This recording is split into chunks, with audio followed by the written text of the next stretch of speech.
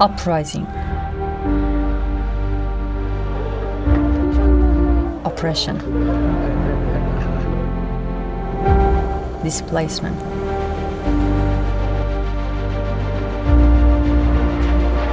bombing,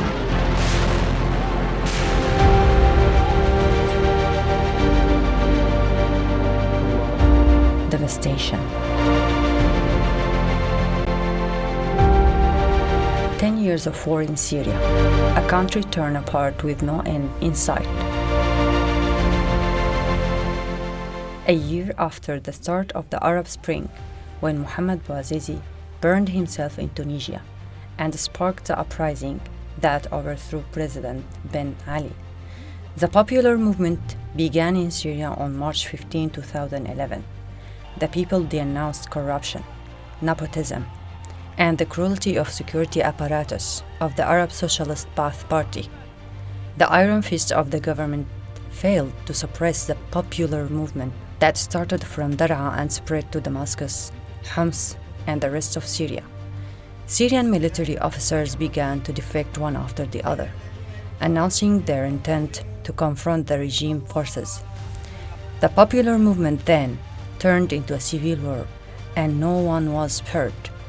The rift between those on the side of the regime and those on the side of the opposition grew. No one could have known that these people's uprising would drag on for a decade, turning Syria into a quagmire of regional and international powers fighting for their own interests. The opposition thought that Bashar Assad would fall in a matter of months, but he enlisted his old allies, Moscow and Tehran. Russia entered the conflict in 2015 and began airstrikes on Syrian territory. The opposition also relied on foreign powers, winning support from Turkey, Qatar, and Western nations. In 2013, the Islamic State began to expand into Syria, taking advantage of the security vacuum and chaos in the country to establish their caliphate, attacking the government forces and opposition groups alike. It was through this war against terror and radical ideology that the world came to know the Kurdish-led People's Protection Units, and later the Syrian Democratic Forces, which represented and defended Syria's northern and eastern regions.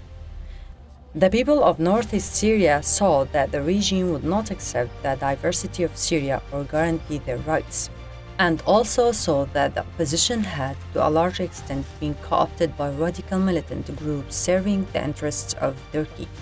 Finding both options unsuitable, the Northeast set out on a third path, separate from both the regime and the opposition.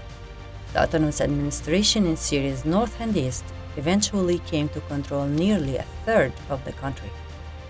The presence of a Kurdish-led, pluralistic entity on their southern border angered Turkey, who invaded first Afrin and then Sarikani and Tel Abyad.